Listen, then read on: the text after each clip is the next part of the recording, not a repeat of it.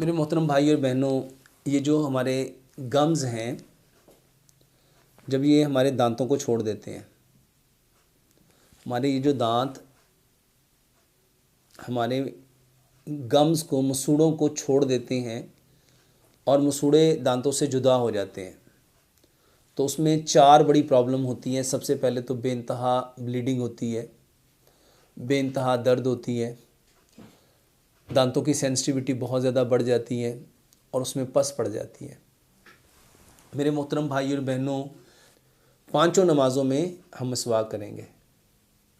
ये मिसवाक करना आपके दांतों को मजबूत करेगा, आपके गम्स को मजबूत करेगा, आपके मसूड़ों को मजबूत करेगा।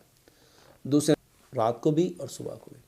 तीसरे नंबर पे मेरे दांतों के ऊपर, दांतों पे भी मारो और अपने गम्स पे भी। जो मास्क हो रहा, आपका ये सारे दांत जो आपके गम्स को छोड़ रहे हैं, इसका बेहतरीन इलाज है।